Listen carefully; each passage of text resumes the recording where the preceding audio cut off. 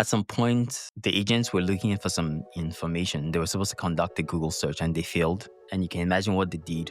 They wrote some code to send an email to request an FOIA, Freedom of Information, and email that organization to request that data. Is like, hey, we're conducting this research. We need this information. We can't find it. And by law, we're supposed to have access to it. And they crafted this email and they were going to use like an email API to sort of send it.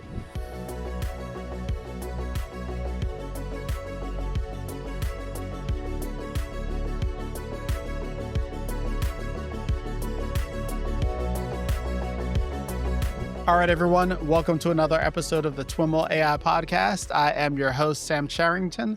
Today, I'm joined by Victor Dibia. Victor is Principal Research Software Engineer at Microsoft Research.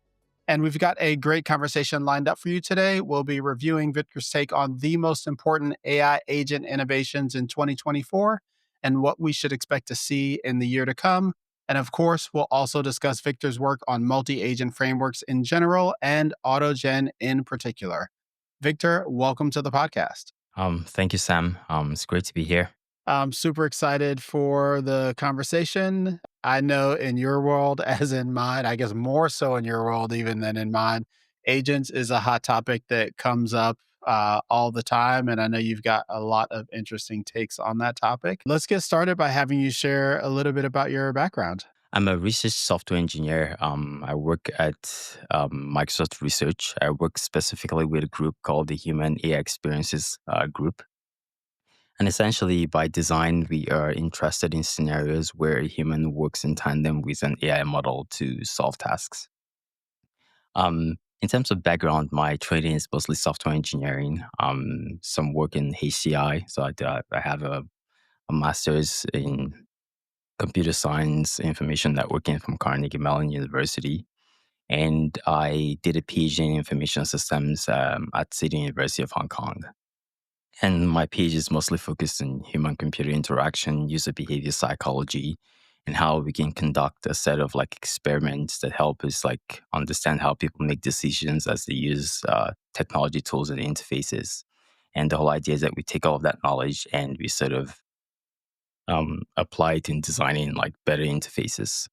Your group at Microsoft, sounds like a traditional HCI research group, but you ended up kind of building AutoGen. And I don't know if you own that as a product. I guess my point is it feels very productized as like a software infrastructure product coming out of this HCI group.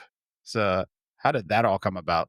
Yeah. So I could talk about my own like personal path to agent, and then I could talk about a little bit about the history of some early stories around like AutoGen. So I started out right after my PhD. I started out as a postdoc at IBM Research over at New York, Yorktown Heights, and then I stayed on as a research staff member. And one of the things I worked on there was I was with a HCI group and we worked very closely with a core machine learning group. And at the time, IBM had just come up with the cognitive service APIs. And we're building all these complex multimodal demos around like speech to text, text to speech, image recognition, fusing all of that together in like physical room scale experiences. And one of the things I did back then was that I trained perhaps the first model for automated data visualization. So I don't know if you remember the sequence-to-sequence models. And so they were typically used for language translation. And they were like the state of the art back then. And we showed that if you could represent visualizations in JSON, Vigalight, and you could represent like data in the same JSON specification, then you could learn translations across the two. And so at runtime, you gave this model, like some text. We sampled a couple of rows from the JSON data set directly, and it will generate a bunch of visualizations that were grounded on that. So that was really interesting. And if you think about it, there's a bit of action there, right? And so we generate like Vega specification, we compile it, and we give a visualization. And so after that, I spent some time at Claude, traditionally big data warehousing company, but it had like a machine learning group, and we built a lot of prototypes, did some customer consulting. Then after that, I joined Microsoft Research. And there I did some work on a tool called LiDAR And so LiDAR is again an automated visualization tool, but it had like a bit of a pipeline. So first of all, we got some data. We got like an LLM to generate a summary, an enriched summary of this data. Based on that, we got an LLM to generate a sort of hypothesis that made sense for this data. And then for each of these hypotheses, we could get an LLM to write code. On the background, we did like pre-processing, post-processing. We got code, we executed it, and we gave folks a bunch of visualizations.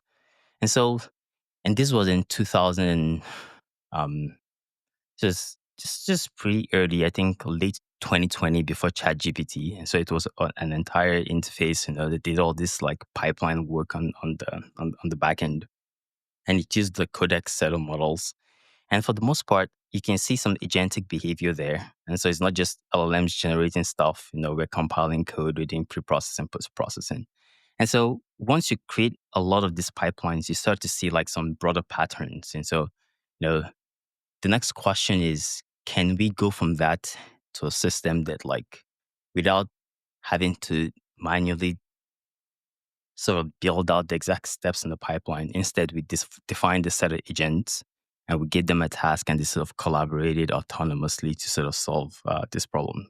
And one instantiation of work like that was AutoGen. And so for the most part, AutoGen started out like exploring this theory that maybe we could explore a new way to develop applications. And so instead of building specific pipelines that express the problem to express the solution to a problem. We could instead define a set of agents with fairly broad capabilities. We give them a task and they could sort of collaborate to solve a problem. And there are a few really clever people within our broader group started to explore this. Did a bunch of experiments, wrote a paper. So I wasn't an original author on that paper, but we worked very closely. I worked very closely with that group, and essentially that's sort of like what led to AutoGen as a framework. And it's been about a year and some months. A lot of things have happened. We've got a bunch to dig into here, and I don't necessarily want to belabor things by talking about like defining agents, but you mentioned that you heard me talking with Chip on that topic in a recent interview, and you had your own take on how agents are defined. I'd love to have you share that. Yeah. So I think a simple definition works. I think a lot of people are converging on the idea that like if we take an LLM and we give it access to tools that let it take some action, so essentially this LLM can now act, then we have an agent. And from the software engineering point of view, that's like the basic instantiation. So you take an LLM, um, you give it some tool calling capabilities, you give it the ability to execute the results of those tool calls, and then you have an agent. And I feel like I'm happy with that base definition. In practice, it can be, if you want it to be a bit more um, precise, I think there might be a few other things. And so you want something that has the ability to reason, has the ability to act, via tools, has some adaptation capabilities. In this case, perhaps memory, and then finally some ability to communicate. And so it can send messages to other agents or to humans. And so it's reason, act, communicate, and adapt. And so these are, I think, like the four building blocks I'd say sort of make up an agent. It seems like the that reasoning ability is a key differentiator between traditional software system that uses large language models and an agentic system in my mind, in that it is what unlocks the ability for it to be dynamic as opposed to like a statically defined workflow. Yeah. So reasoning, yes, I do agree. I think one way to think of it is from the perspective of, let's say, planning. And so you get a task, you decompose it into a set of steps. And the idea is that if you succeed at executing each of the steps, you go from a state where the problem is unsolved, the task is unsolved, and then you arrive at a step where the task is now solved.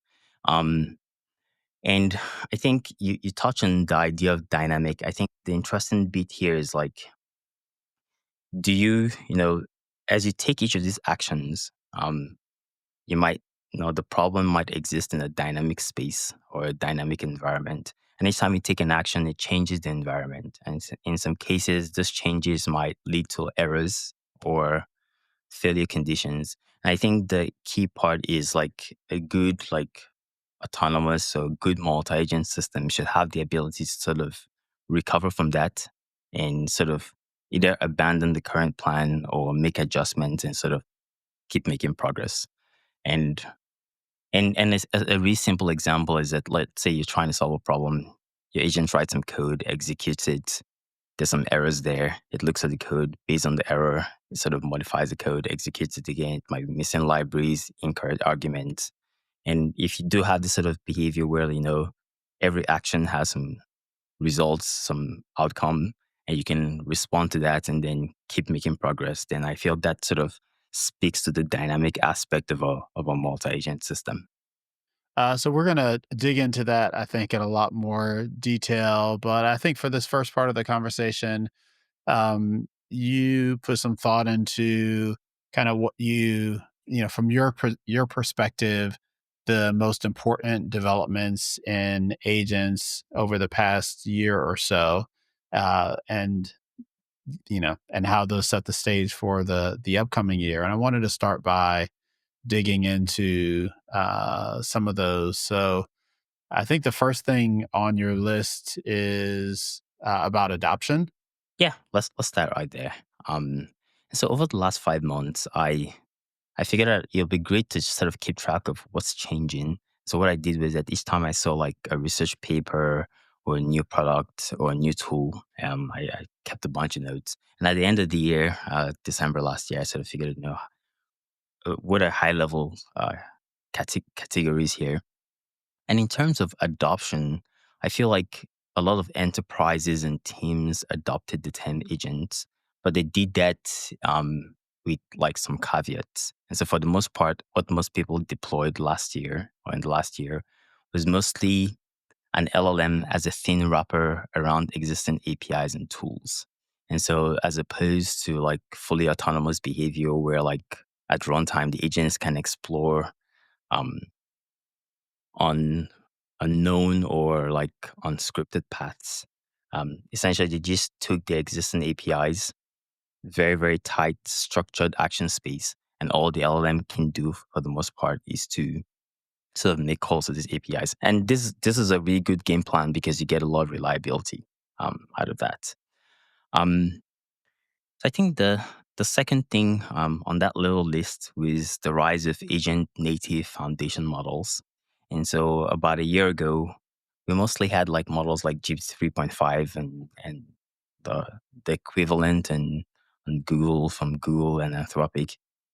And most of these models mostly focused on language modeling. And so they were writing text, um, they were writing code. And for the most part, they were mostly text in, or in some cases, multimodal text in, image in, but only text out. And one of the things we saw in the last year was that these models were increasingly integrating uh, agentic capabilities just baked right into the model. So some of the capabilities like the ability to reflect think. So if you remember the React pattern where the idea is like you get the LLM to come up with a thought, get it to reflect on that, and then take more actions. And so we're seeing that like with things like the O1 model family, um, the ability to just think and reflect is sort of just lifted up into the model itself. And you give the model a task, it does all this internal introspection and reasoning before you get like a result out. And also we saw things like natively multimodal in and out models. So I think the Gemini 2.0 models, so these things can take in text, image, video, audio, and the same model can sort of spit out results across all three modalities. And so I think that was the second interesting thing we saw in 2024. The third thing had to do with interface agents, and some other people have referred to them as computer use agents. And the idea is that as opposed to agents just calling tools via APIs or code, we now see like sort of a shift towards agents that act by simulating what humans do with interfaces. And so examples of that are agents that sort of solve tasks using a browser. And so I think about 2 days ago, we saw OpenAI release the operator agent. And the whole idea is that you could tell it things like, um, book a flight for me, and I'll go to, let's say, flights at google.com. I'll click around, put in all the information, dates, source and destination locations, all that stuff, and then probably come back at some point, get some feedback, get some confirmation, and get things done. Um, Fun fact: on the AutoGen land, we've built out systems or tools like this, and I think one of the excitement of the last 2 days was that, like, once operator came out, we said that, he has like 40 lines of code, and you could implement your own operator using AutoGen. Did the browser control framework already exist in the AutoGen world? Yes, that's an excellent question. So in AutoGen world, we have a bunch of presets. And so we have like a preset assistant agent that, like, it's a classic. It just has an LLM model, a set of tools. But we also have this preset called a web surfer agent. And underneath this agent drives a Chromium web browser. Um, and it uses a multimodal, any multimodal LLM model. And so essentially, it has an action space about how to get work done on the browser, text input, clicking around, navigation, all of that. And essentially, it pretty much just acts by sort of driving and manipulating this browser. And it's a really nice, well-designed agent. It was done by one of my colleagues, really brilliant fellow, Adam Funny. And essentially, all you have to do is plug in this preset into your multi-agent team, and you get all of that capabilities. Nice. So interface agents.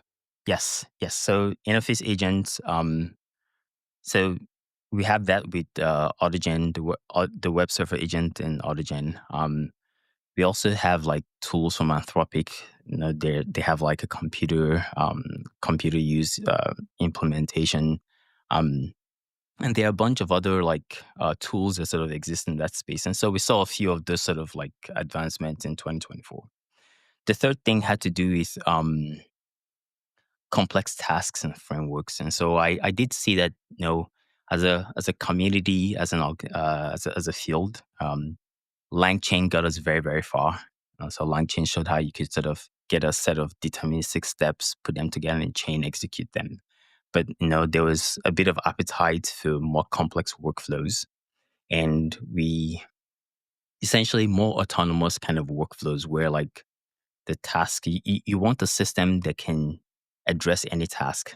And in fact, it reminds me of an article that, like, Bill Gates wrote about, I think, a year and a half ago, talking about how today, back then, if you wanted to sort of, let's say, write an email, you went to like an email processing app, Outlook. If you wanted to do CRM stuff, you went to a CRM app. And if you wanted to do music stuff, you went to a music app. And he talked about the idea of an everything app, a unified interface where you just express your task in natural language. And the system just, if it needed to manipulate or reach out to other systems, it did that. And so I feel there's a lot of value, a lot of time saving, effort saving value proposition there. And I think the community sort of started to resonate around that. And I think organically that has led to um, the design of frameworks like AutoGen, LangGraph, CrewAI, Llama Index, because we want to figure out ways to provide good presets that help people build this sort of like generalist kind of systems. And and I think, again, I might touch on what I mean by complex tasks, but I think that's one of the shifts that we saw in 2024. So beyond scripted deterministic pipelines to more autonomous like systems that could sort of address multiple disparate tasks. And then the final the final update had to do with moving beyond just benchmarking models independently, but essentially extending to just end to end like evaluation of agentic systems and tasks that require action across multiple domains in the real world. And I think one of my favorite benchmarks there is the Gaia benchmark.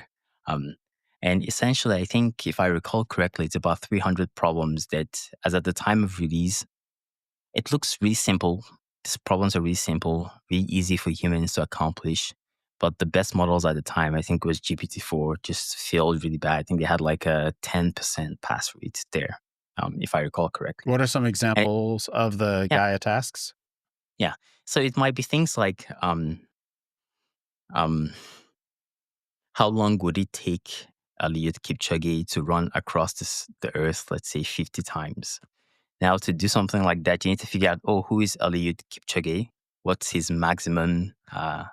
He's a marathon record holder, so you need to figure out what's his speed. You need to figure out, what's the circumference of the Earth. And then you need to do that little math that sort of puts everything together. Um, and it might be things like, like what did Sam Charrington say in the 78th minute of his 2025, I don't know, January 1st podcast? Now, to do that, you need to go to YouTube, find like who's Sam Charrington, find the exact YouTube video that's being referenced, extract extract the transcript, and go to the 78th minute and figure that out. Now, as a human, this is really straightforward, frankly. But how does a machine go about stuff like this? If you really think about it, there are all kinds of ways where this machine might fail. And I remember our group, again led by one of my colleagues, developed like a generalist agent system called Agentic 1. And essentially, for a long time, it held like the state of the art performance on tasks like that. And so I think, and all of that process was extremely instructive. We learned a lot about like how these things could feel, how the differences between how humans think about problems versus when machines, even the ones driven by sophisticated LLMs, try to address the same tasks. And so I think that was like the third interesting updates for 2024, or the fifth, sorry. So let's dig into these. I have a bunch of questions across this list. Maybe let's start with these kind of agent native foundation models, you call them. Um, you talk a little bit more about the kind of the way you think of them as agents. I don't the way I guess my personal experience is that I originally thought of them in a very agentic way, but then um as we've seen with like DeepSeek, showing you the thought tokens, it seems less agentic in a sense. Does that make sense? I guess it's like um it seems more like a straightforward but slightly more complex application of traditional LLMs in some way. Yeah. Um, so I guess what you're hinting at is like, you know, if you didn't see the thought tokens, then it looked like it was doing something more clever. But when you saw the thought tokens, it was just an auto-regressive model. So it's just predicting the very next token. So I guess the interesting thing is what is different when like the model is primed to to explore like the iterative thinking process as opposed to just um um generating the next likely token. I think from the human behavioral psychology perspective, and I say this with caution, LLMs are not humans. They're not like humans in any form. But if you think about it, there's the whole concept of system one thinking, system two thinking, thinking fast and slow. And there's the whole idea of like, for things that are simple, as humans, we've adapted to use heuristics, right? So if I did ask you, Sam, what's your birthday?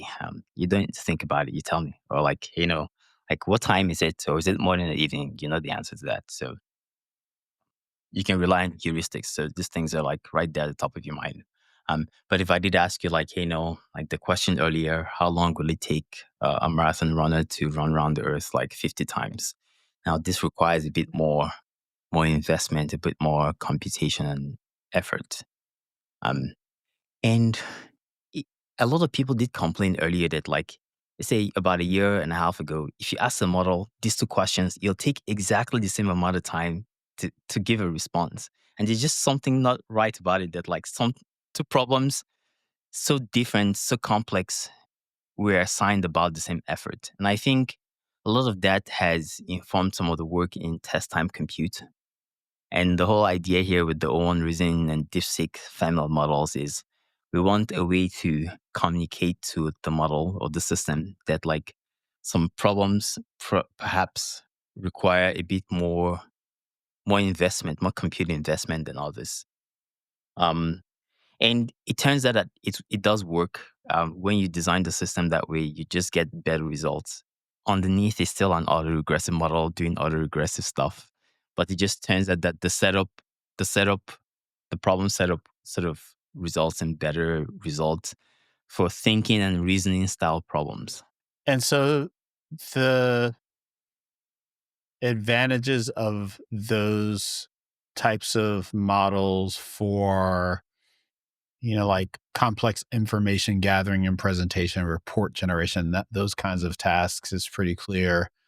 Um, are you seeing those reasoning advantages play out in terms of like the planning style of reasoning that's important in making complex agentic systems work? Yeah. Yes. So one of the good things about like let's say a tool like AutoGen is, let's say you could decompose your problem and express them as agents. So you could have an agent that's explicitly just focused on planning. So for example, I mentioned earlier the Agentic one paper. So the way that that setup was done was that like we had no, we argued for the design of a generalist system that can address multiple different types of tasks, and we tested them across multiple agentic benchmarks, the exact same system. So nothing was fine-tuned for a specific system. And they were composed of 4 agents. So the first was an orchestrator or a planner. So what it did was it took a task and it would decompose into a plan and assign steps in the plan to the other agents. And there were, I think, 4 other agents, something called a coder. All it did was write code. There was one that was a computer terminal. All it did was execute code. There was a web surfer agent. Essentially, the task needed like interaction with the websites. And then there was a file surfer agent. So if you needed to open things like video files and image files or PowerPoint presentations, that sort of thing. And the core idea is that for, let's say, the orchestrator, you could, for each of these things, you could assign them different models. And so for the orchestrator, I think my theory is that something like that that's meant to like reason through the problem, do some sort of task decomposition, assign steps to different like agents. An agent like that really would benefit a lot from like what some of these sort of like test time compute or reasoning models. Now the others, something like let's say file software, all it does is just has a bunch of tools that lets it interact with files. Probably not a lot of benefit there. And is that intuition, or have you seen benchmarks that take a system like a Magentic One and insert a reasoning agent for that orchestrator step? We haven't released any results. Let's say let me use the word release. We haven't released any results yet, but early experiments and um some I think I don't remember other papers off the top of my head, but I think that I have seen a few where just dropping in the reasoning model did give like a significant boost. I guess I wanted to poke at like there's maybe a nuanced difference between seeing a significant boost and like unlocking a whole new area of capability. Do you see these types of models doing the latter? Um, I I wouldn't say exactly a whole new um like a whole new type of capability. I think it's just maybe performance improvement. I think a lot of the types of problems we're thinking of solving with the system is still the same class of problems. Um, maybe I think the more interesting thing here is if we look at these systems from the perspective of like failure modes. Bad plans or the ability to come up with good plans on the first try is like a significant like uh, performance issue for like this sort of like autonomous systems. And from that perspective, if you get something that like reasons well, comes up with the plan or good plan on the first try, then you get some benefit there. But the type of problem hasn't changed. It's not like we're suddenly, I don't know, we're suddenly doing new types of things. It's just that like we're getting like reliability or performance, maybe even safety improvements where possible. So With the Magentic One work, you mentioned that one of those agentic types was a coder. Was that primarily used in the context of coding problems, or was it code that was generated in the process of solving other types of problems? I've come across several different papers that use code as this intermediary for planning and other things, and I find that a really interesting and compelling way to use code. yeah, it's a really really really good question. So um, it brings me to like how I think about tools. I think there are two types of tools. So there are like task specific or narrow domain tools, and then there are general purpose tools. And I feel like a code interpreter is a type of general purpose tool. Um, some problems, a lot of problems can be, the solution to a lot of problems can be expressed as code. And the key point here is getting the orchestrator to figure out, okay, this type of problem could be solved really well when expressed as code.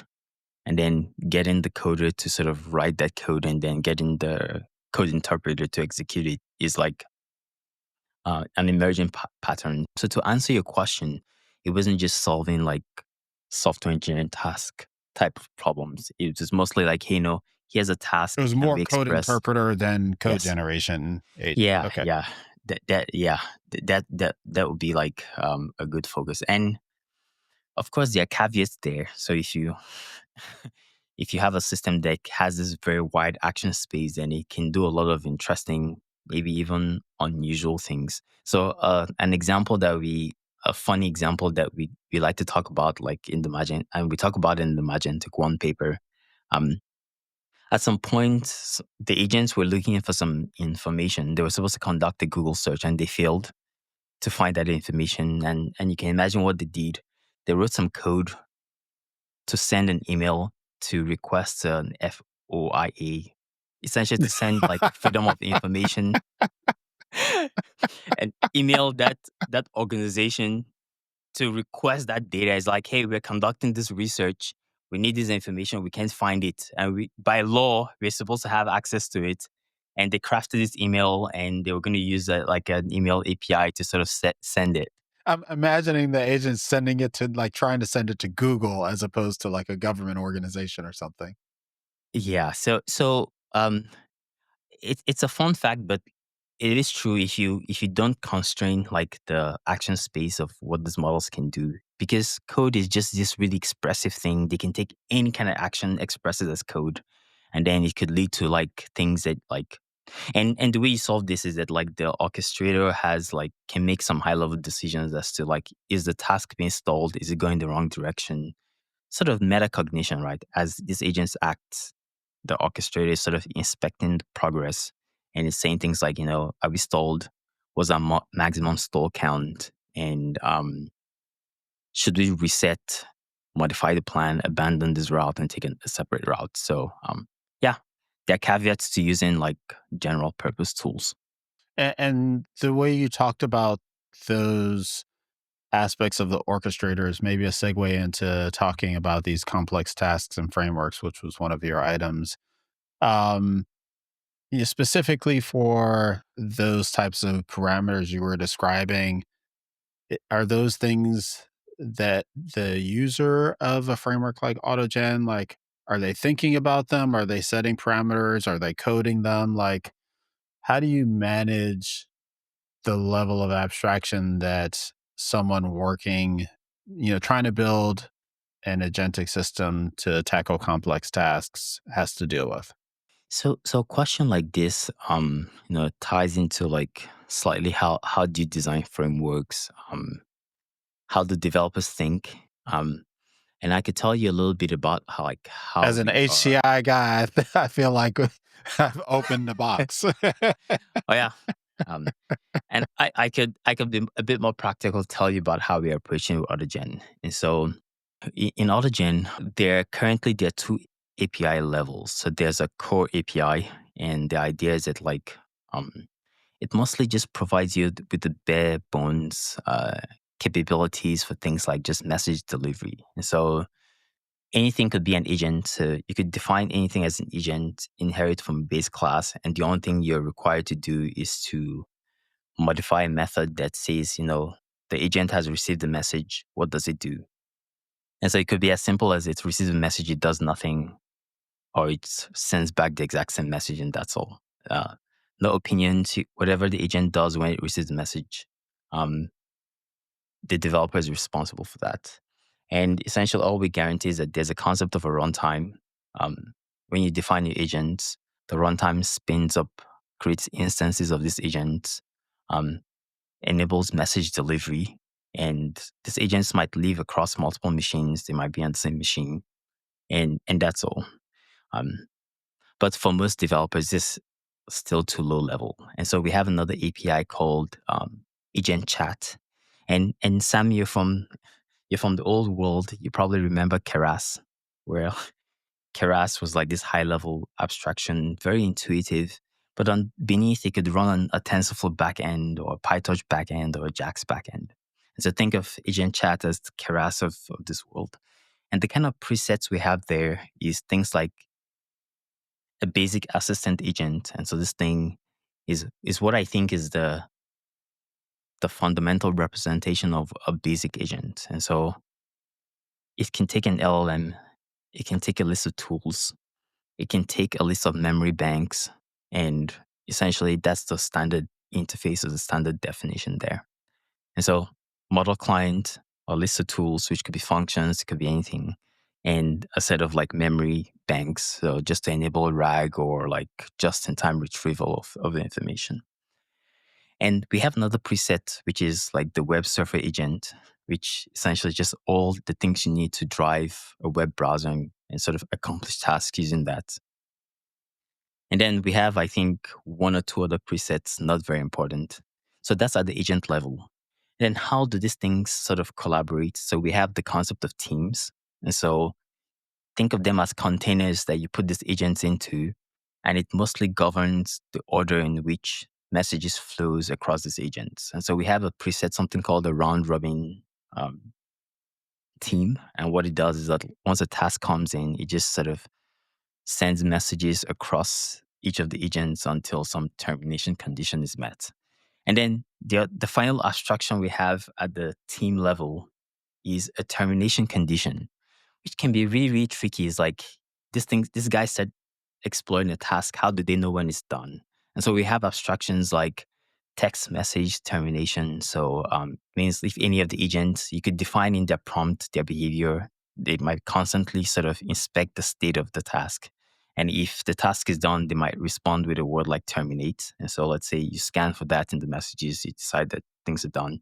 It could be budget based, so timeout based, or a maximum number of tokens used or maximum number of steps. Um, it could be some external signal, so something external just monitoring the state of the task and then sends like a termination condition. And you can compose all of these things in or and combinations. And if you took all these presets, agents with all the stuff inside, teams, round robin, uh, selector group chat, graph based like selections, all of that, and termination conditions, and you put all of that together. We are saying that that has been like a powerful way to sort of express like autonomous multi-agent systems. Popping up a level, you started talking about kind of, the way developers think about problems and things like that. And it sounds like at its core, the way AutoGen is organized is kind of message based, and there are other approaches that are graph based, other approaches that are, I don't know of specific other ones, but there seems to be like, message and graph is like one big, difference in paradigm. Are there others? And Why do you think message is better? Historically, like, or in traditional software, it's like loose coupling is an advantage of message as opposed to other things. Like, talk us through that whole abstraction, uh, thinking. I'll talk about two things. So first of all, right now, the current version of AutoGen is based on the message passing architecture and how we got there. And the second thing I'll talk about is like some of the emergent patterns. I alluded to some of that, but I'd like to structure it a bit more. Emergent patterns we're seeing for building these sort of autonomous multi-agent systems. So about a year and a half ago, when we released the first version of AutoGen, um, the interesting thing is, it was built on this idea of conversational programming. And so the idea is that like to solve a task, we just get these agents to each act. So each time they act, they have like a shared conversation history or list. And LLMs were actually being fine-tuned and there's still a paradigm, the chat completion like paradigm where like every time you ask a question, you append it to like a long chat and the model just gets it's been trained to That's use where all its the context context in is the coming from. Yeah. exactly all of that context. So essentially, solving tasks is just all about building context that just like extends. But the problem was that this thing was a list that lived in memory. And so all the agents had like this list, literally, like there's this list and they all like appended stuff to it. So each time they executed code or they responded to a message, they all sort of append into that list of memory. Now, if you do that, you can build systems where like the agents live on multiple machines. And this is a really common production requirement. Like you want the agents living in a separate machine. They have like security boundaries, have access to information that like nobody else should be able to have access to. But if your design is that like everything lives in memory, you can't do that. Um, in addition to that, you also want an asynchronous stack because each time the agents act, an action can take an arbitrary amount of time. And you want a scenario where like um, these things can run in the background while the rest of the system sort of continues. And so quickly we ran into all of these sort of issues. And our solution to that is the actor model. And so you sort of reference that where you treat every element in the system as an actor and they're loosely decoupled from everything else. And um, they only communicate via messages. And you send these asynchronous messages. The messages can be delivered in arbitrary order. And if you do that, you can compose this message sending behavior into all kinds of complex patterns. Um, you can have like agents or systems that like live on multiple machines as long as they can connect to the same like communication layer or message passing or message delivery layer. And even from the application development point of view, you can build these async applications, websites, UIs, communicating with things like Teams, Slack, where like, messages are just sent and received asynchronously. So um, things like, enabling true like distributed agents is one of the driving principles there. And also just application, just better integration with external applications are one of several benefits that you get from a message-driven async actor model kind of paradigm. So hopefully that sort of provides some background on why like message passing is a good idea. Of course, it has its own complexities. Message delivery, ordering. It's really hard to think about and debug async code. But that's what a framework is there for. It's meant to help with a lot of those issues. Um, so that's one thing.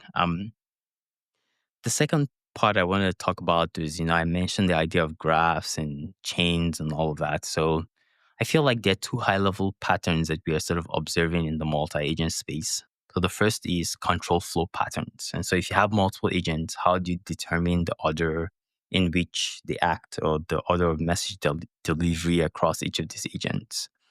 And the simplest version of it is a deterministic chain where like you say, I want something that like generates like, I don't know, finds me some news articles every day. So you might just keep it simple. It has 3 steps. You have an agent that like takes in my query. It takes in my request, generates like a web search query. You have another one that makes a request to Bing or Google. And you have a third one that like downloads all of the data and all the results and summarizes it into some simple outcome. Uh, Extremely simple. A simple chain like that is also a graph, but just a very simple version of a graph. And the core idea here is the developer already has a clear idea of what they want the system to do when you run this graph. Um, Now the graph could get a little bit more complex, which is what tools like line graphs support. So you enable like conditional edges, you enable loops. By the end of the day, you can still make very clear deterministic predictions about what would happen before you execute the graph. So you know that this graph is directed, is a cyclic, and it will always come to some end goal or one of several end goals, which are all good things. And so that's like the first two patterns, so simple chains, graphs. And then the third piece is more implicit planning or group chat kind of thing, where um, we model the solution to the problem not as graphs, but just by a conversation history, which is where AutoGen started. And this agent sort of, um, no, no, there's no predefined path, but there's some structures around like, we might have some round robin communication flow, or we might get an LLM to decide just in time which agent speaks next or takes another turn. Um, and I'd say that's the second plan. And this implicit plan, group chat, shared context kind of thing, it can still work across like multiple distributed agents. It just is a bit more non-deterministic, and we still see a lot of failures. And I think as a research group, um, that's the part that's really, really interesting, because like we want to get to a point where we understand this thing really, really well and make it work for everyone. Because this is how you get like truly autonomous, like new step function, like increases in system behavior, at least in my opinion. And then there's the opportunity to implement things like metacognition, to just thinking about thinking. And so I mentioned Agentic once, an early version of that. There's a concept of an inner loop and an outer loop. And so every time an agent takes a step, just the orchestra sort of takes a pause, says, is a task making progress? If yes, okay, let's keep on going. If no, we increase some stall counter, like, hey, we're stalled. And after some threshold, we just reset all of the agents. We agree that like we are on a bad trajectory. We we might be summarize what went well. We keep it.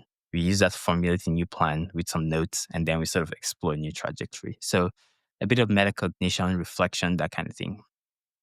And then the final set of patterns are around task management, um, around like first human delegation.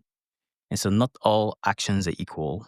And so if there was this, if an agent came and said things like, hey, I'm going to download this file to disk, no big deal, right? It downloads the file. But if it said something like, hey, I'm going to send, I don't know, I'm going to transfer some money to Sam Charrington's account using ACH. Now I want to know about that, right? Right. I want to know about that. So there's the idea of like I want to know about that too. risk. Oh yeah, you want Sam to know about it, right? So he doesn't get worried, like, hey, where did all this money come from? So there's the idea of like the inherent risk associated with actions. So we need to be able to quantify that and maybe figure out if we want to delegate. And also there's the idea of how do we know when the task ends? And I've hinted on that earlier. So those are like the two high level patterns: control flow and task management are patterns that I'm sort of saying. Kind of putting on the hat of someone who, is thinking very pragmatically, is, maybe at a startup and is building something or wants to build something.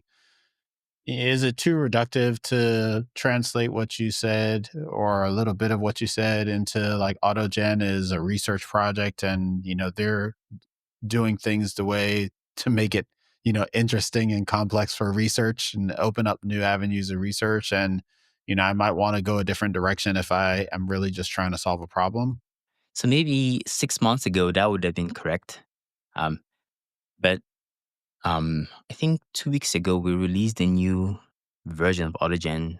If you search for it, I know this is a little bit confusing for some people who have used AutoGen, but there's a new version called AutoGen 0.4, and it's based on this new like asynchronous message delivery behavior I mentioned earlier.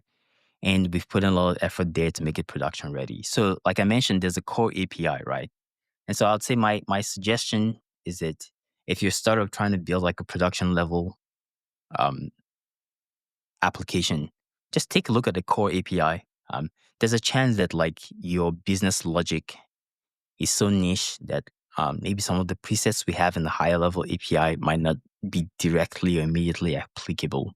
But um, take a look at the core API, use it as a core building block, because at the end of the day, you still need like um, message delivery capabilities. You need some of the utilities around tools, around like model clients, that sort of thing. Um, so I'd say the core API is where you want to sort of invest time in. And also another fun another fun fact that I probably will tell you is that when we built AutoGen, again, as a research group, we're more interested in autonomous behavior. And this is a good thing. Everything starts out as research. S- Somebody has to like explore it before like we solve all the bugs and make it work. And so, yeah. And so we started out with the autonomous thing, but then we saw that like this is just my own assessment, but like I think about 70% of the people who come here to use AutoGen, they already know what they want to do. They know like my problem has like 6 steps. And essentially what they're trying to do is they're trying to shoehorn AutoGen to just do that 6 steps that they're there to do. And we're working very hard to make things like that possible. And these are all great ideas. I think a lot of the reality is just that a lot of the use cases, so for a startup, right? Let's say you're in finance, you know exactly what the problem domain is. Like it's pretty structured. You're not trying to build the everything app, right? And so from that perspective, what you want to build is some type of workflow or pipeline or chain or graph, maybe with some dynamic behavior here and there, as opposed to something fully autonomous. And so go ahead, try out the core API, use it to express your business problem. And I think that's really where you get the most benefit from. Um, and as the space grows and we figure out like really how to get this autonomous thing to work really, really well, then maybe at that future time, the higher level API or the autonomous exploration kind of agent might be a better fit. I think just being pragmatic, this would be my thought process here. Going back to our review of 2024, you mentioned interface agents and computer use. I think that is really starting to capture a lot of kind of maybe energy, or imagination is maybe even a better word, because like you can like really visually see the computer like doing tasks that I don't want to do, book my flights, do my grocery shopping. Um, yeah, I'm thinking a little bit of another recent interview with Dan Jeffries where he talked about actually how hard it is to do those kinds of tasks. He used an example of like trying to get an agent to book a flight on Google Flights and like pulling up the calendar, and you've got to click the numbers, and like getting the agent to get, localize on those numbers is just really hard. Like, I, I think, to maybe kind of open up this part of the conversation, I'm just curious, like your take on, where we are with regard to computer use, and, um, what needs to happen to evolve it, for it to be like, how practically useful is it, in your opinion? Like just kind of what's your rundown of like the state of play with regard to like agents controlling browsers? So if you've ever done like a user study where you get people to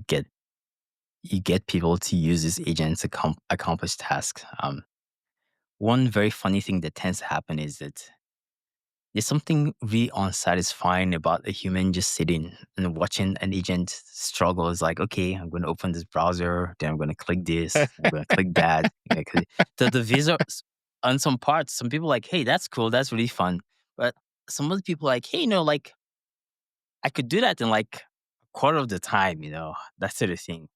And then sometimes, just like you mentioned, like it feels at some funny like step and then it has to restart and all that. So um I think this is all growing pains. As a researcher, I have very high tolerance for stuff like this. Of course, as a product designer, this is not the case. But I think there are two things, right? So we are seeing like specialized models just for like just UI interaction. So some of my colleagues also at Microsoft Research released a model, I think a couple of months ago, something called Omni Parser.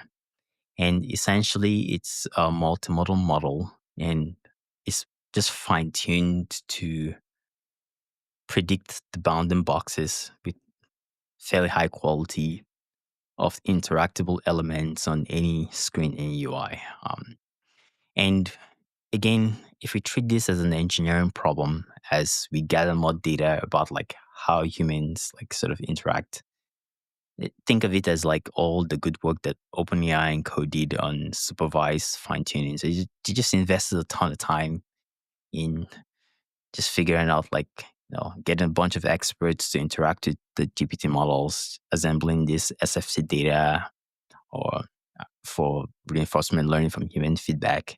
I feel like we are going in that direction where like these models develop intuition similar to how human beings sort of act. And so there's some things you'll do. If you see an ad, you close it immediately before you do anything. So like you don't try to like click other things while an ad is open. Oh, that's an ad. I gotta click it. It's a cookie pop-up banner. I gotta get it out of the way. And so we need more of those types of examples. Some icons are really small. There's some models optimized for that. I think also about a week ago, there was a new model from ByteDance, something called UI TARS, and also just significant. I see a lot of progress. So the benchmarks are just getting better, and I think we'll see more of that. Um, and models like that, they have to specialize. Like traditional, just generic multimodal models don't do that well there. So just having specialized like UI interaction models is becoming a thing. So I think that's how we get better there. Um, I think there's also a lot of work around like memory and adaptation. And so we need to figure out ways to get the model to do things like remember preferences automatically. Say anytime we give feedback or um, anytime like it explores a path that seems like it works well, um, we need ways to sort of to serialize and recover and retrieve that sort of successful trajectory in the future. So short answer, I think that accuracy will increase, um, latency will still be a problem, and from that perspective, I doubt that the right model to use these things is to have a human sit and watch. I think you really want this thing doing back office stuff. Like, you know, um, I am I don't know, I am a customer sales consultant. A new ticket comes in, just without me being there, I want this thing to like open up Salesforce, open up our custom, I don't know, ticket management software, do all the data transfer, open up an Excel sheet, write all these things down, and then just let me know when it's done. I'm not sure that the right model is that like, the human actually actively supervises it. Maybe there could be like one training or one like learn by demonstration phase, and then every other thing should be like sort of in the background. Um, and the truth is, if an agent takes a minute to do something that I can do in 30 seconds, um, I think this is fine because 30 seconds of my time is worth 100 times of 30 seconds of or 1 minute of the agent's time. So I think people get hung up on that.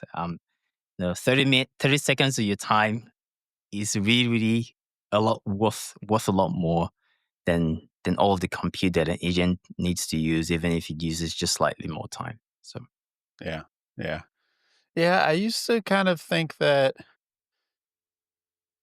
And maybe it was more true then when when we were further from seeing computer use and things like this in a while. But like, for any problem that was, sufficiently valuable enough to, you know, point an agent at it, um, you may as well just like build the API integration or something like that. Your Salesforce and ticketing example is a great example.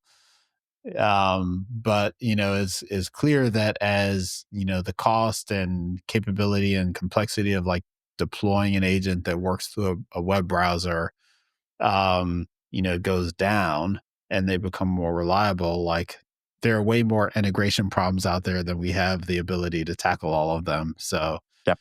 Yep. there's certainly a place for this back office type of work that Yeah. you're Yeah. Yeah. describing, even though it's, Yeah. as an Yeah. engineer, it's painfully less efficient than Yeah. just like Yeah. hitting an API. Yeah. I completely agree with you.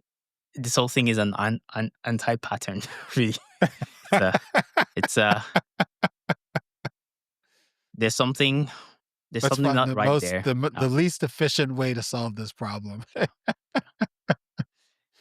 Um, yeah, I agree with you. I think maybe reduction in costs and maybe increased reliability and that the added flexibility, right? There's just not enough like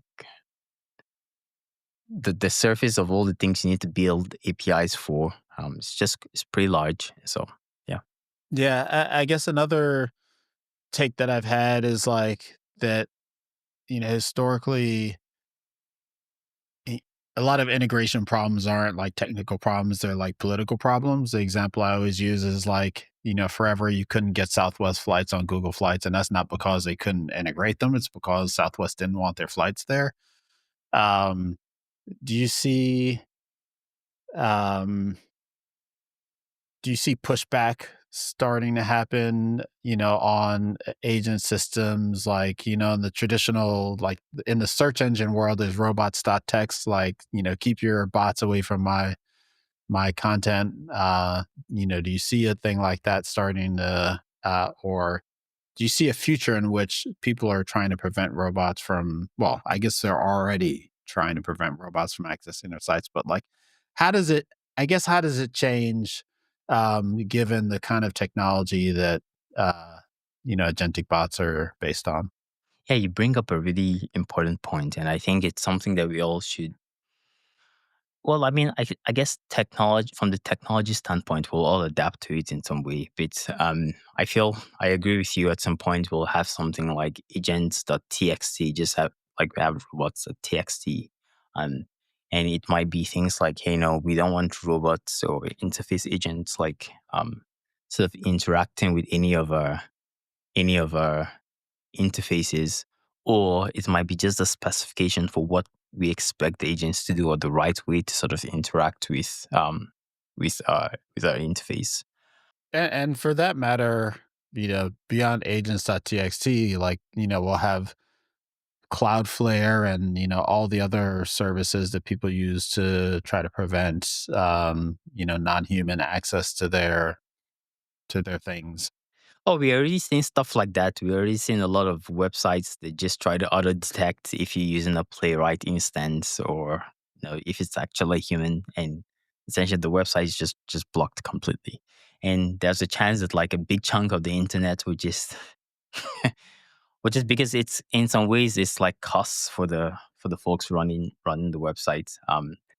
And I think at some point we need like some clear language or standard around like web interfaces or any interface in general that's designed for a human versus an agent. And um, it brings me to something that like I've been thinking about the concept of like agentic noise.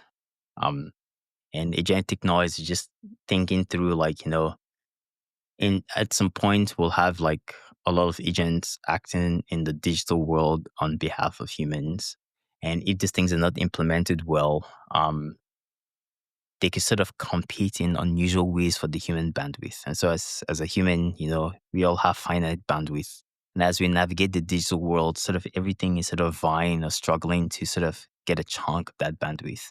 And I think as humans we want to optimize for like unregretted interactions or in some way that might also translate to interactions with other humans or interactions with like, I don't know, like just high quality like artifacts.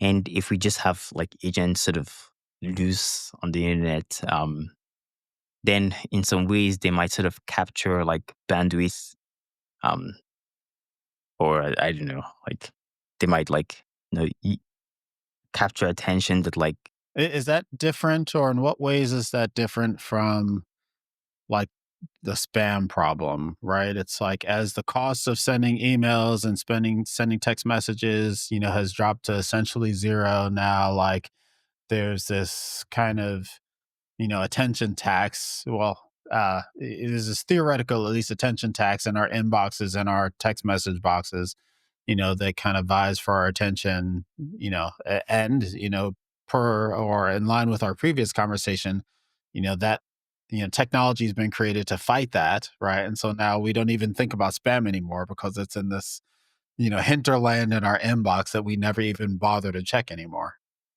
I think the point is we would need to sort of, as we design the agents, we need to figure out the technology that like curates our interaction with these agents. In following the email example, now we have filters that figure out like what a good email is and what a bad email is. And so we will need technology that sort of does the same type of filtering as to um, what is a good, you know, what are good agentic interactions and what are bad ones. And sometimes these things can have like all these other secondary effects, right? So imagine that like, if you've interacted with some government websites, there's the notion of wait lists and to get an appointment, you go to some calendar, you sort of like click around, you get an appointment. And I imagine like there were a couple of ambitious agents that just went and took up all the appointments. Now that's a real problem, like it's sort of interfering with the social contract that's like we have when we interact with all the systems, and we need to figure out ways to evolve and sort of it might be like some new types of captcha, just like you mentioned, some new types of filtering, some new types of humanness confirmation, that sort of thing. But either way, we will need to sort of evolve and get better at that. You mentioned the rise of kind of these end-to-end agentic benchmarks. Um, are there, and you mentioned, I forget the name, Gaia, was that the name of the benchmark that you refer to? Are there frameworks or methodologies that you're seeing people using to kind of benchmark their own tasks with, agent performance on their own tasks as opposed to benchmark tasks?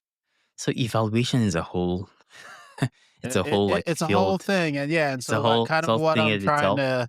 Um, what I'm trying to ask is like, what, how does all of the kind of energy and work that's going into eval like apply to agents, and in particular like yeah.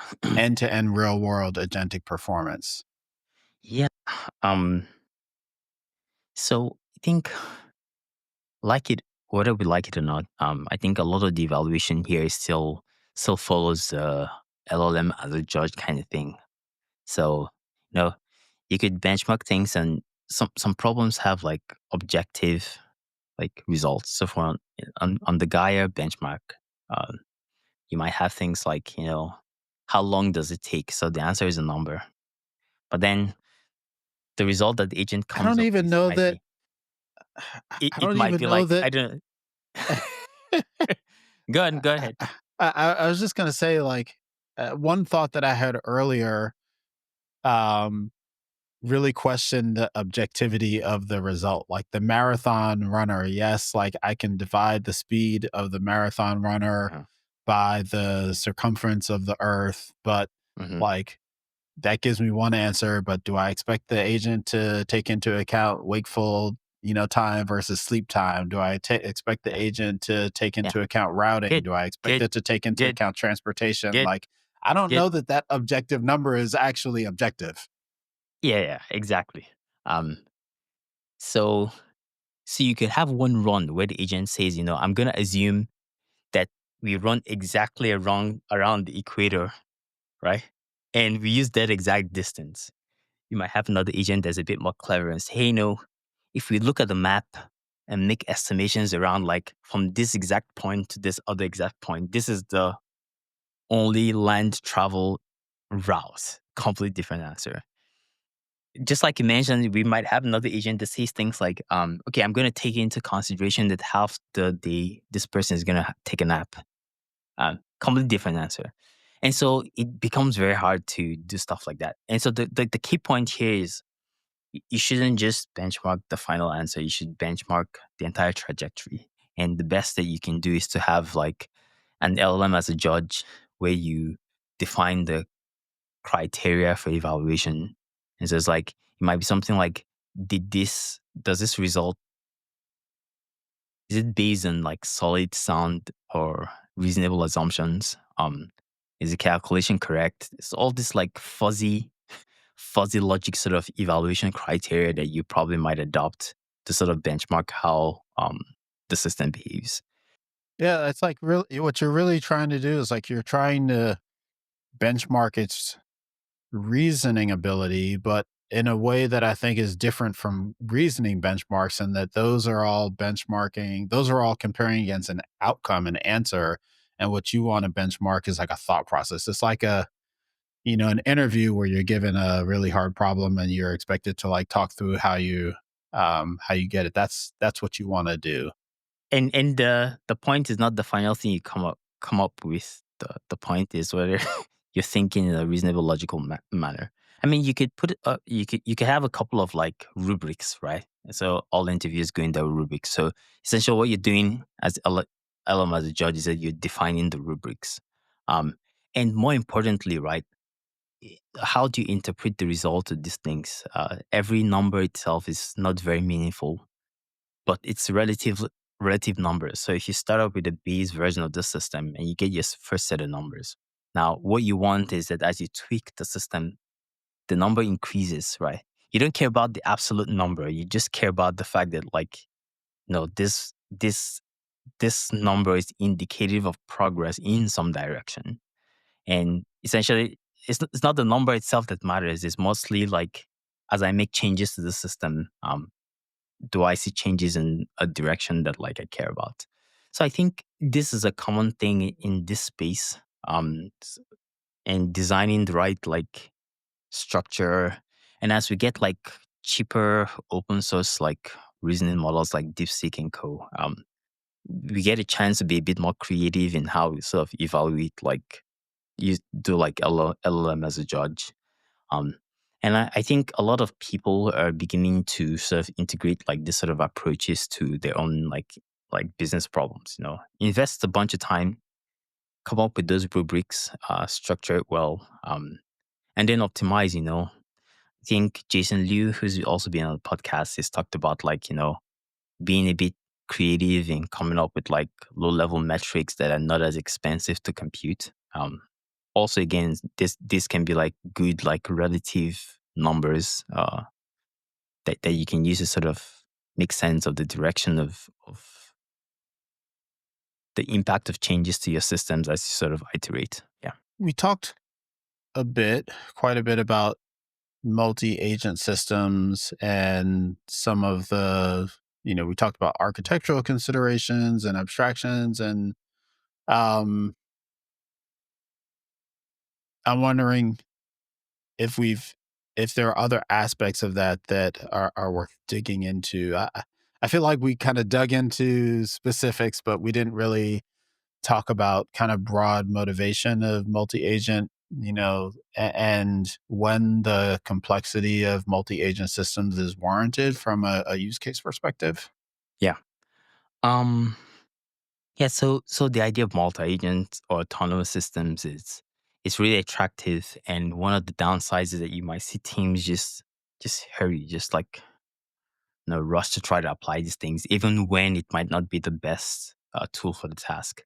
Of course, um, choosing what to use should always be a careful scientific process. Like what is your business problem, and does it fit the parameters of the tool? So at the end of the day, the focus should always be solving the business problem or user problem.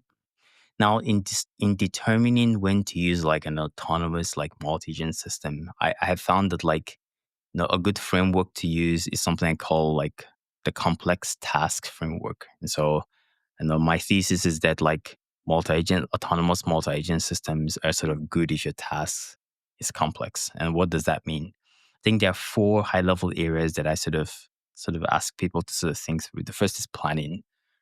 Will your task benefit from some sort of just careful planning stage? Can you take the task? Can you decompose it into a bunch of steps such that like, successfully completing each step in whatever order will take you from a state of unsolved to solved. Now, if your problem really doesn't have that, maybe you don't need an autonomous multi-agent system. The second is for each of these steps, does it make sense to sort of are these steps sort of distinct enough that like they benefit from like multiple expertise or tools or specialized knowledge. And the idea is that if they do, then you can represent each of them as like agents. So kind of like domain driven design, where let's say if you're writing some piece of software, you need like, I don't know, uh, someone that translates the user requirements into a set of like product requirements. And then you need some UI engineer that designs the user interface. And then you need like some backend API engineer that like creates the backend. And then you need some software engineer that like builds out the front end. You need some integration work and then final. And you can decompose each of these things into steps. These are independent expertise. These guys can do all their work and you can map them to individual agents. Another property here is, does the task require consuming extensive context? Again, if we look at the software engineering example, to write code, sometimes you might need to read a bunch of documentation. You might need to figure out like API references and arguments.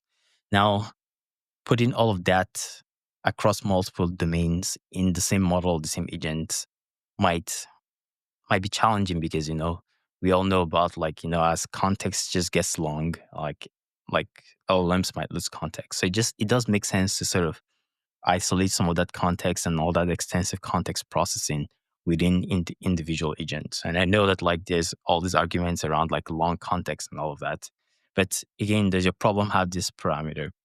And then the final piece is, does your problem exist in a dynamic environment? So dynamic here means that let's say you take a step or an action and the environment changes, and those changes could lead to errors that you need to then recover from. And so, and in that case, you need something that can adapt, something that can sort of explore like retries, branching, and adaptation logic. And so across these four like areas, planning, diverse expertise, processing a ton of context, and then the task exists in a dynamic environment requiring adaptation. I think if your task just fit like four of these things, then maybe like you've landed with a problem that would really benefit from autonomous multi-agent system. And are there, beyond kind of use cases as kind of fitting into those patterns, are there specific use cases where you found folks getting the most bang for their buck with multi-agent? There are four like high-level areas that I've seen a lot of people sort of explore like multi-agent systems. And these things might not always be like fully autonomous, but on the spectrum between like, let's say something with some deterministic chain with some complex retry logic. It's a little bit of what I was getting at because, like, for example, the canonical example of, multi-agent system is like a researcher. Like something's gonna go grab some context on the web, something's gonna write something, something's gonna evaluate and edit that, and it's gonna be a loop. But I don't know if that's because that's the best way to build that system or because that's the easiest way to demonstrate that system. And there's a difference. Yeah. So it's on a spectrum. So what I've seen is like, you know, some complex graph or loop. And then on the far right, it's more autonomous behavior. But software engineering, so things like Devin, Magic Code, um, back office tasks, so like process automation kind of tasks, legal and finance, customer service and sales agent. So these are like four high level areas. And yesterday, just before this call, I sort of pulled the numbers, and so I I pulled data from Y Combinator. I mean, it's not a perfect representation of everything, but it's a good sample. And I looked for all the companies that mentioned like AI agents explicitly in their task description. So in 2022, there were 17 companies that sort of mentioned AI agents. And in 2024, there were about 92 companies, a 441 increase. And across all of these companies, most of the value proposition that they had was around like the automation of tasks that were previously reliant on human labor, things that required a lot of repetitive processing, things like data analysis, things that require communication across multiple systems. So the core idea is like if your task, has repetitive processes, we can automate it using LLMs or like agentic systems. Um, if your task requires like, say individuals, actual humans sort of having to coordinate across multiple systems, and we can automate some of that. And that's how we sort of provide value. So um I think it's also instructive to sort of look at that list and see what like those companies are sort of doing. But um, I think these are like we can also categorize all of them into these four high level areas like software engineering, um, back office tasks. In some cases, it's like even health or dentistry management systems. In some cases, it's just legal, like, hey, we'll help gather all documents required for your case preparation. We'll generate briefs. We'll save your lawyers a lot of money or a lot of time. And in some cases, it's just customer service. Like we triage all the information around the customer. We'll like come up with automated like resolutions, that sort of thing. We'll have a human in the loop. And so this is kind of like what I am saying. Yeah. One aspect that, comes up all the time is like, do I need a framework to, build an agentic system? You talked already a lot about what the framework is providing. And, a lot of that sounds complex, but, especially when you're talking about dealing with the, challenges of message passing systems at scale and distributed computing in general.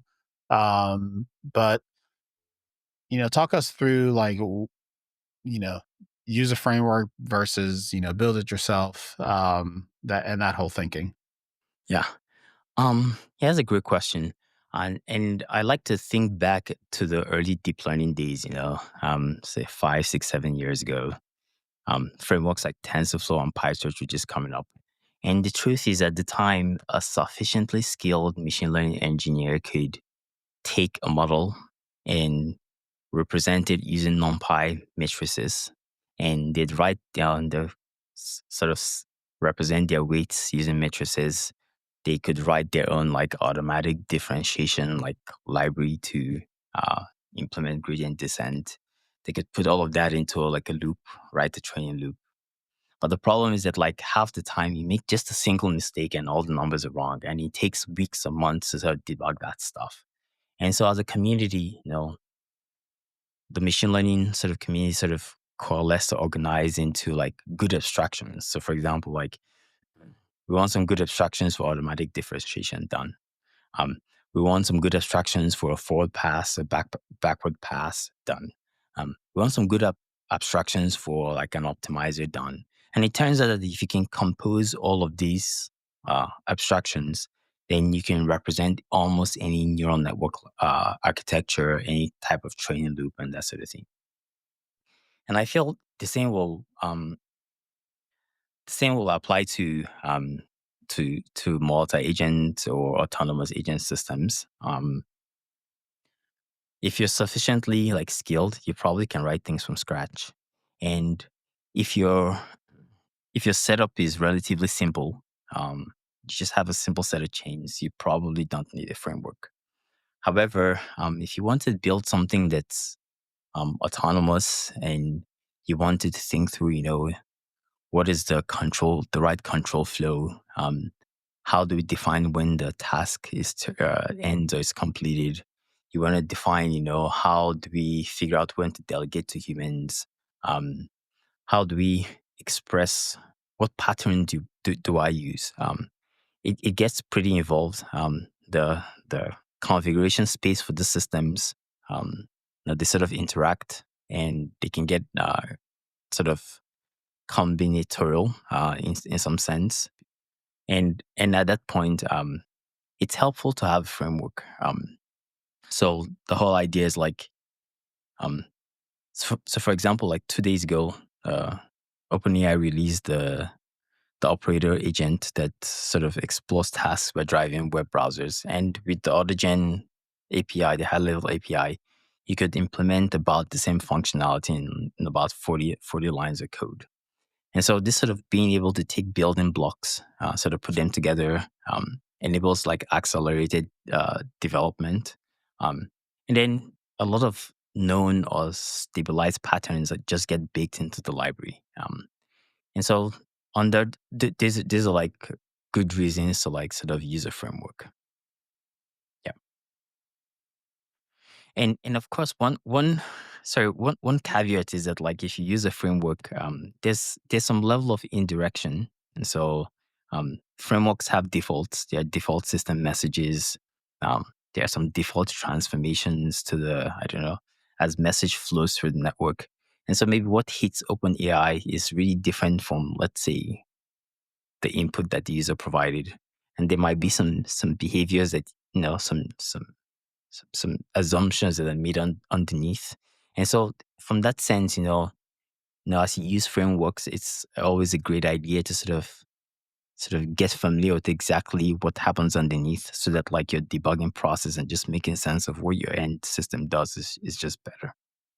And do you see the framework moving towards giving the user more visibility and control over some of those underlying assumptions and transformations that you mentioned? Yeah. Um so I think the right way to go about this is to have two levels of APIs. And so um have a low level API where like if people are comfortable expressing just anything they'd like to, it's possible. Is your And core so versus chat in the case of AutoGen? yes, core versus chat in the case of AutoGen. And in situations where you really, really need to be in control of everything the system does, definitely go with the low level API. Um, and with the high level API, the abstractions, I think a good framework should have a strong observability story. So first baked into the developer experience. So for example, in AutoGen, there's the idea of as the agents sort of interact, they sort of yield these asynchronous messages that sort of tell exactly what each of the agents are doing at any specific time. And you could take those messages, display that in the UI, write it to some login system. In addition to that, we also emit like open telemetry events down the stack. And you could have like your own open telemetry endpoint, sync, data sync, and just store all of that. And it's just great as a way to sort of debug and sort of review exactly what went to the API, exactly what came back from the API, just down the stack. So I think observability is one way to sort of like open the box. And the second has to do with just the flexibility to either use a low level API or a high level API. Got it. Got it. So not necessarily a world in which the developers overriding the system prompt assumptions that the framework is making, or those kinds of things, or Well, by design, everything is like everything is parameterized. So, for example, even in the agent chat high level API, to define an agent, you can supply your system message directly. It's an argument. You could supply the list of tools, again, an argument. The memory interfaces you want this thing to use, again, an argument. And there are a bunch of other stuff. So they're good defaults, but they all can be overreading. And again, you can also override or overload those classes, just classic software engineering, and then implement your own core behaviors. So everything is extensible. Um, I was just I was speaking in terms of like the developer that really doesn't want to do anything at all. You make zero choices about that. and then you have to live with those assumptions. And the observability gives you some visibility into that without Yep, you having to necessarily specify everything. yep, correct. So let's jump into your thoughts for 2025. So I think there are a few things, that I think will happen in 2025. And a lot of this is informed by my perspective on work done with AutoGen. Um, so in 2025, I expect to see um, continued improvement in models. I talked about how agents, especially in autonomous mode, might explore like trajectories that might be suboptimal. That sort of thing. I feel like this is a really ripe reinforcement learning trajectory. And so let's say you ask an agent to book a flight. Um, there's a chance that we figure out ways to collect enough data, do some sort of fine tuning that gets the agent to just go through the most efficient trajectory to get the work done every single time in the first try. Um, I also think the same kind of thing could apply to memory and adaptation. And for the most part, it's figuring out what to remember, um, what to what type of previous experience to retrieve in order to have a better chance of solving the correct problem. Is this kind of like dynamic optimization of the context? Is that the way to think about Yeah. this at a high level? Yes. Yeah. Yeah. Okay. The current RAG pattern, it sort of makes all these assumptions that you have the right thing in the database and you can sort of retrieve it and use it just in time. But there's also the other part of how do you know when to put things into the memory bank or into the database, into your vector database? Um, does this always have to be explicitly by the user? Is this something that you can do in some automatic dynamic manner? And I think it should be a combination of both. Um, and making this like a reinforcement learning problem would I feel this will make us help us make progress. Um, another thing that I think will happen in 2025 is the consolidation of agentic patterns. And I talked about control flow patterns and task management patterns. And I'm hoping that we all as a field or a community sort of align well on what works. And the goal is that it gives us some shared understanding, some shared language as to hey, for this class of problems, then here's the right pattern for multi-agent system that works best. Um, I've also been working on the idea of declarative agents or declarative multi-agent systems. So imagine that we could 100% specify the entire multi-agent system as, let's say, JSON file or something like that.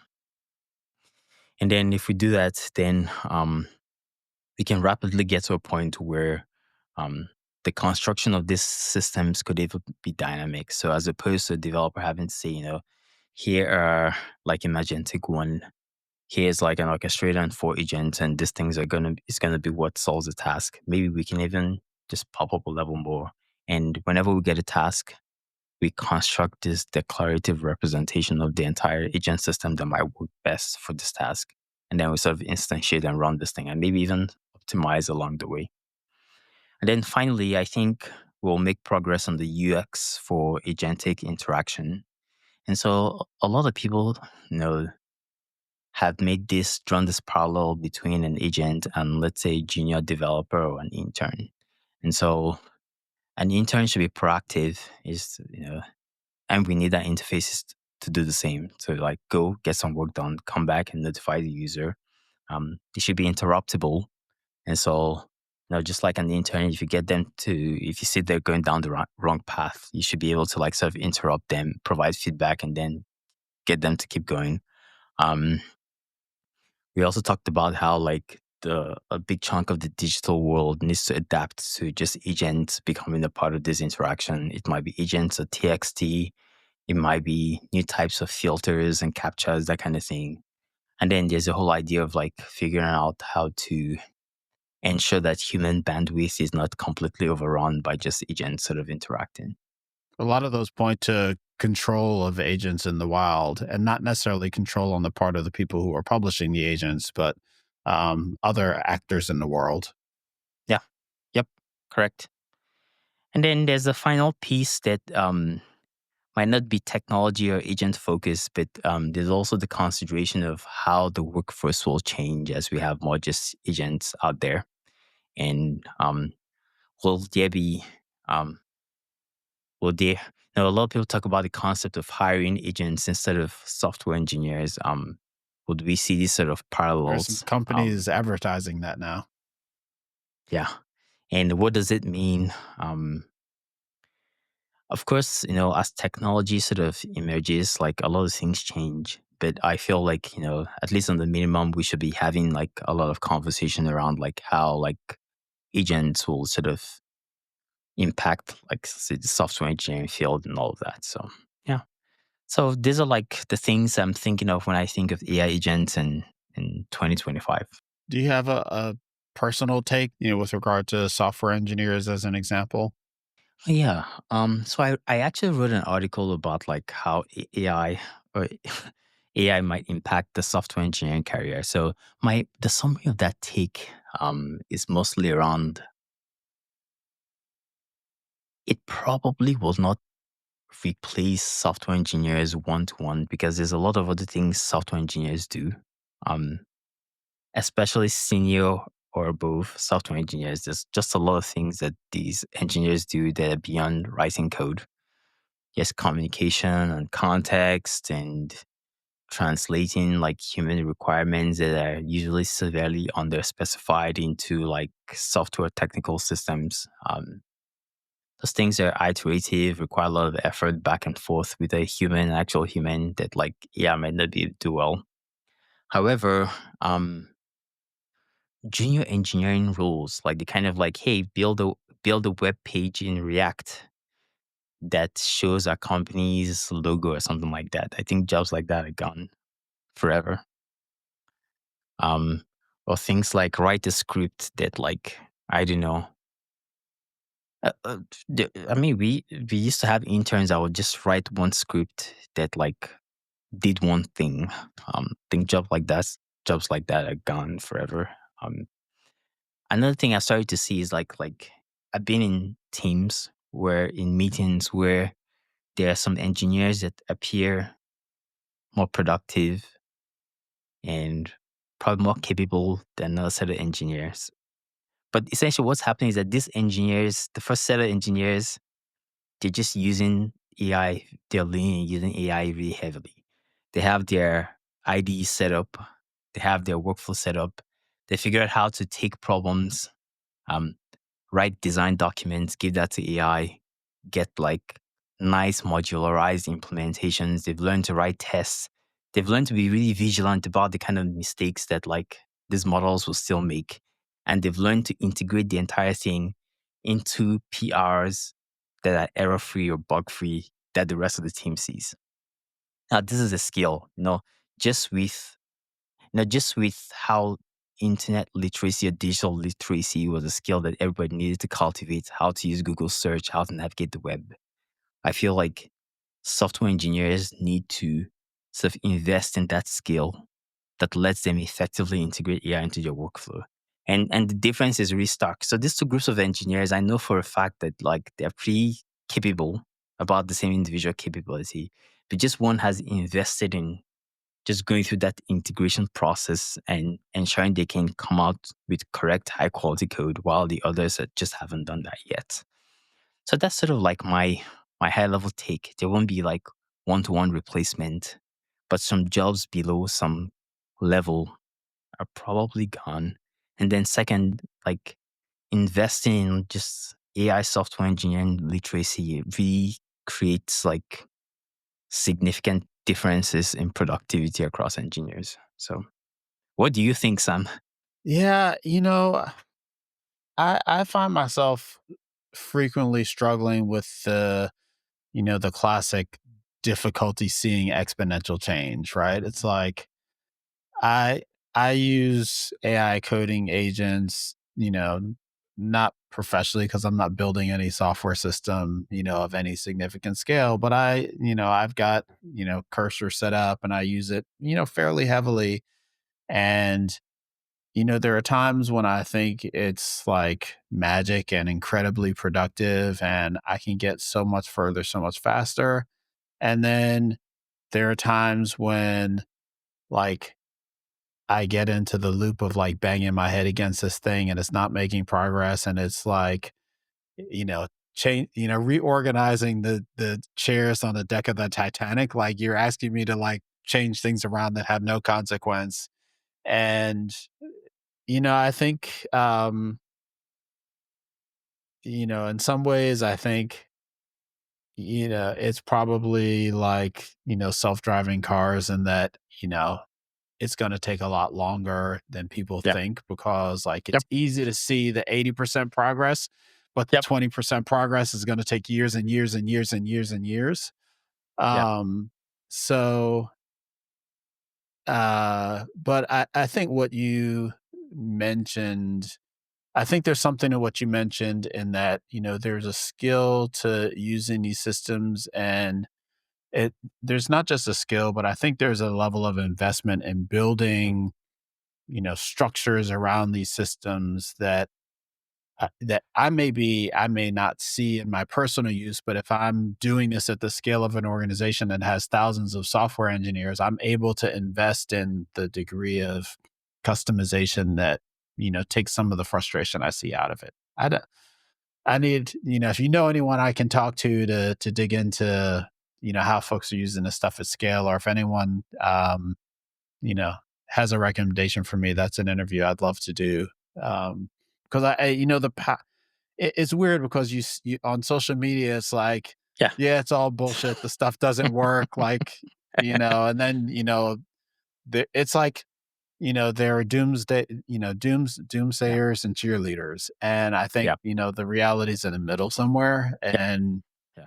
um, Yeah. certainly what you're saying about skill is an important piece of that. Yeah. Um, Half of the people that like complain that it doesn't work, um, some I think half of that is a skill issue. They just haven't come up with like a structure for using these things. If you're pretty efficient, it's like, hey, there's a class of problems where don't even bother, like don't even bother. Um, and you build intuitions as to like, if I ask O1 to do this stuff, it's just gonna get confused and reorganize the deck and like, or if I ask it to do this without mentioning this really important context, it'll completely make a mistake. So there's all the stuff that like I feel is some type of tacit knowledge. There's tacit and explicit knowledge. So tacit knowledge is like the kind of thing that like is very you know it, but it's really hard to express in words. It's like if someone asks you, how do I swim? You can't really describe it to them, and then they jump in the water and swim. Um, and I feel similarly, like just building the right intuition as to when and when not to use it just comes from practice. So yeah, I think it is when to use it, when not to use it. And I've also found that there's an intuition around when to go to fundamentals, meaning, so I get a lot of value out of CodeGen when I'm working with, libraries or APIs that I've not used before. And, I just want to do something quick and dirty. I don't necessarily want to go to the docs and read them top to bottom, but at some point, you get a sense, and my ability to sense this has refined over time. And so now I'm much quicker to recognize that I'm at this point where I just need to go read the docs and understand what's happening around this thing that I'm trying to do, because the models, I'm not maybe asking the question the right way, or the model hasn't, seen enough in the training data about this, and I need to help it get over the hump. So, but that is also a skill or a feeling that, is really useful in this. yeah, yeah, absolutely. Awesome. Well, Victor, it has been wonderful. Both catching up with you personally has been a long time, and chatting with you about all this stuff. Great conversation. I really appreciate the time you've taken to go through this with us. Yeah, absolutely. Thanks for having me, Sam. Pleasure. Thanks so much.